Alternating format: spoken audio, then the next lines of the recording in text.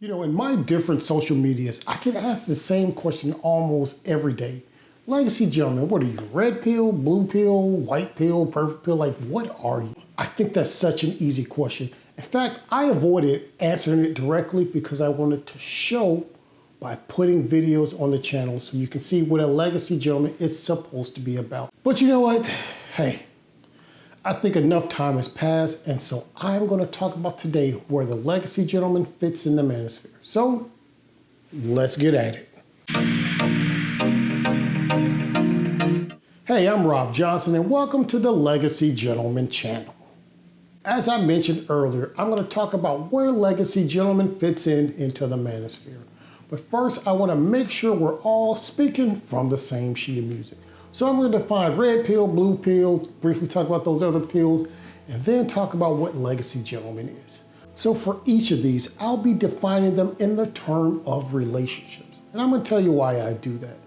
It's a slightly different way of looking at it, but there's different ways you can actually look at, like, what's a different red, blue, whatever pill.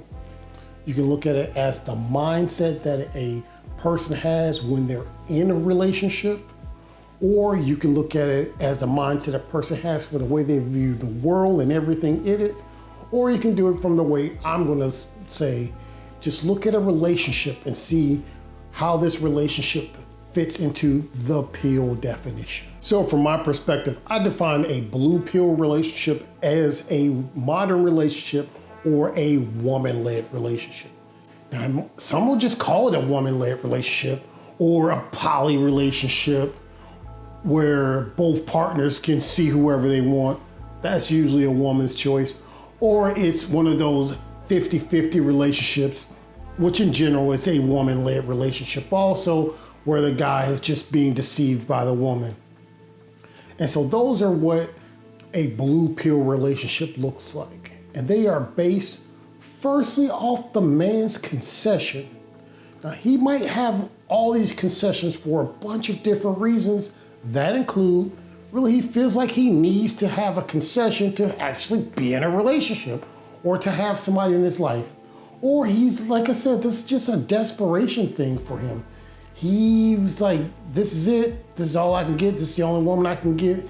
And it's all underlined by his fear of losing this woman. I am not a relationship expert. I haven't done the research to actually find out what percentage of relationships are blue pill relationships, woman-led relationships. But I can tell you, in general, when it comes to raising children and having a happy life, I don't think that's the best place for anyone in that relationship, the man or the woman. Like I just said, I think a blue pill relationship is the worst possible situation for both the man and the woman. And here's why I say that. It's because inevitably both parties are missing something vital in the relationship. See, from a man, what you're actually missing is this innate desire to be a provider, protector, and leader in a relationship. You know deep down that there's a best of you that's in you that needs to come out, and you want to express that to your family, or you shouldn't have a family. And in general, a woman is missing that natural desire to find the best mate that she can so that she can have all the protection and provision that she might not need, but wants to have in her life as an option. In these blue pill relationships, you tend to see men who are not living up to their full potential and who don't truly have the respect or admiration of the woman they're in that relationship with. And sometimes she'll trade up in the middle of the relationship, or even during the relationship, she'll have other men or women come in because she knows that this man she's with is not the best she can do, and she knows and believes she can do better. And a lot of times, especially in marriages, you'll see them just in out the blue for the man because, hey, he has outlived his need. So that was my definition of a blue pill relationship. So here's my definition of a red pill relationship. It is, in fact, a male-led relationship based off of submission by the woman, based off her respect and desire and fear of losing the best man that she could get. This is more in line with what a legacy gentleman should be, but we must take it one step beyond that. I am by no means an expert in red pill or in the red pill community. In fact, I'm very much a newbie in it, and the person who I read the most about and learn the most from is Rollo Tomassi. And I've talked about Rollo Tomassi in some of my other videos because I think he has a whole lot of wisdom and he says a whole lot of things that make sense that I've applied to my life and has also helped not shape what I believe, but influence what I believe and verify some of the thoughts that I have and some of the goals that I have for the way that I have tried to shape my life. And it helped me really to understand some of the things that I was already counseling people on and mentoring people on. It was the why I was actually doing it. It helped me put a sharper point on it. If I had 2 points of disagreement, there would be one medium and one tiny point of disagreement. See, what I'm talking about is this thing that rubs a lot of Christians the wrong way, and it's the sense of dread that your wife should have some dread that, not that you will cheat, but you can cheat. Not that you will, stray, have some other woman wanting you, but you really could. But you have to do it within your personality. And that's why, like I said, it's a medium disagreement. I think your wife, girlfriend, significant other should know that people find you attractive, that I look good, I smell good, and most places I go, there's somebody, men and women, who tell me I look good and that, you know what, I still got it. So you need to keep working on it to make sure you don't lose it. Like, I think that's a great thing. So I would say, I would lean more on the natural dressing well, looking good, smelling good, and being successful at what you do to actually build that dread versus the active flirting and having a bunch of women in your life that it's like, this is you when you were younger, and building that dread in your significant other. That's a thing that I just don't do and I wouldn't do. And you definitely got to walk the tight line to be respectful when you're doing it. I ain't a pro at that. I just work on me, and then me being me, that's worked out the best for me. The other thing that I said I have a little disagreement with him on is the idea that if she makes you wait, the sex is never worth the wait. And I think in general that's right. I think if you're in a long-term relationship where you're heading from engagement to marriage, if y'all should probably have some abstinence with each other and then actually work on your relationship. But it's a small disagreement because that's not really the context he was talking about that. He was talking about a woman who gives it up to everybody, but when she says, oh, you're relationship material, so you can't have sex with me, and I think that that's 100% agree. That's not a reason to wait. So that was a blue pill relationship, a woman-led relationship, which is the worst type of relationship for men and women to be in. Then we talked about this red pill relationship, which closer aligns with what our legacy gentleman should be in, but I say we should take it a couple of steps further. So to reiterate what a legacy gentleman is, this is a man with the values, skills, and works that'll be admired and desired 1,000 years from now.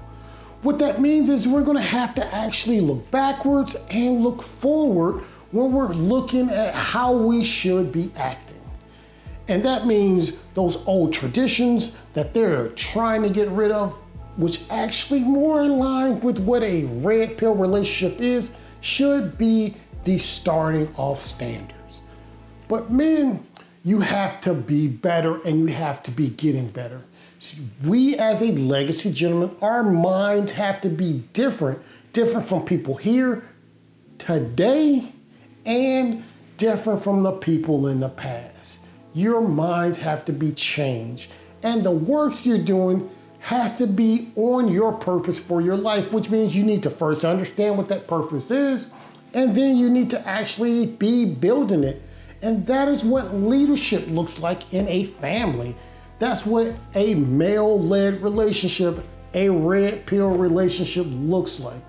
And then, as you'll see if you went to the legacygentleman.com website, the other thing that you as a legacy gentleman should be doing is strengthening your body.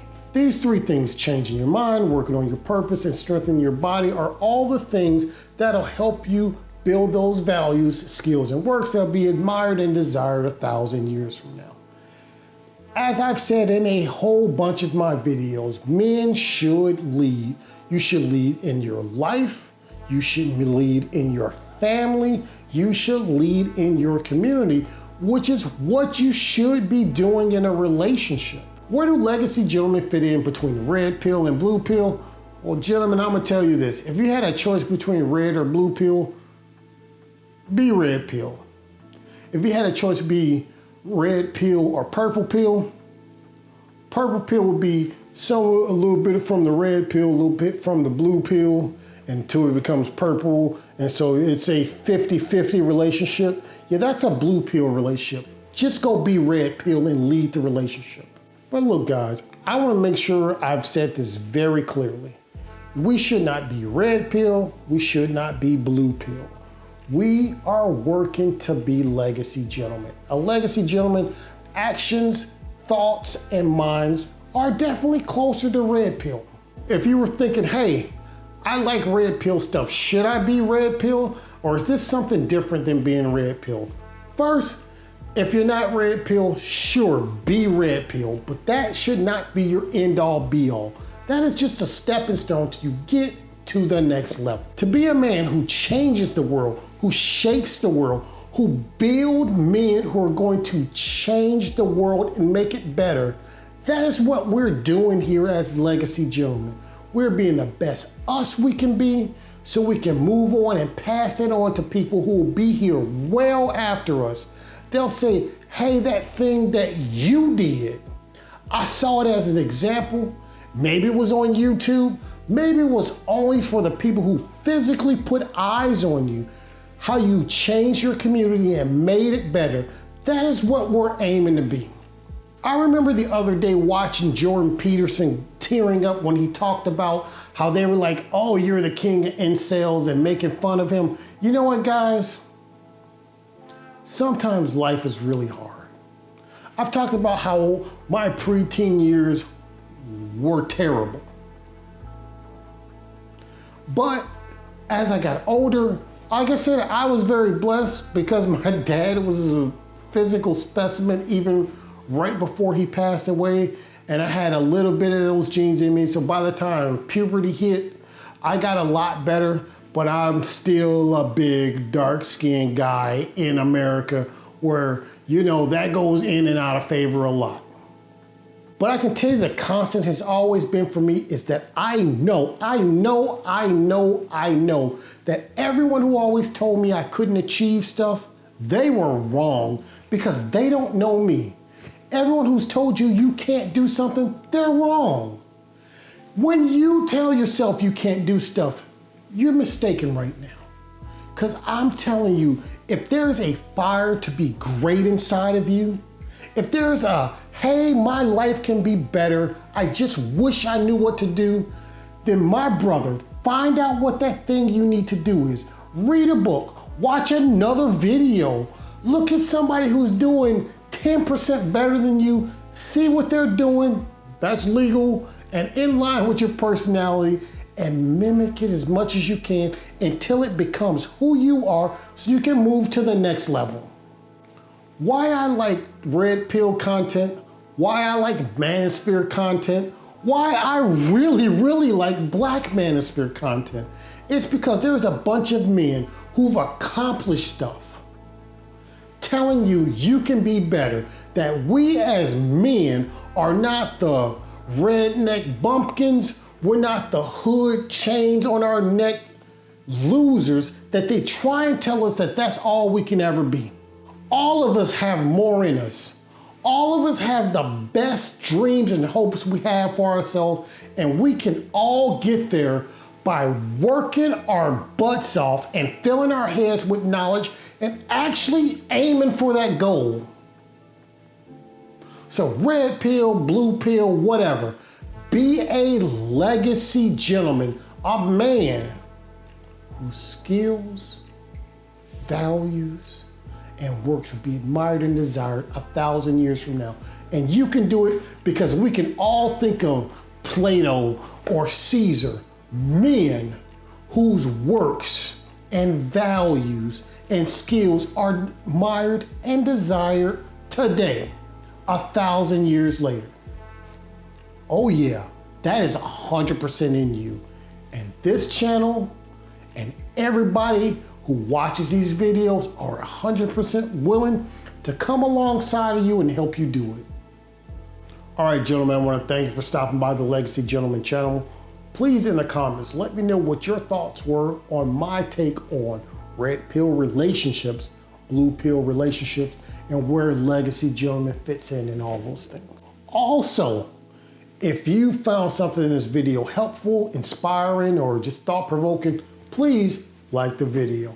And if you want to see more videos like this, please subscribe to the channel. And until next time, go be legendary.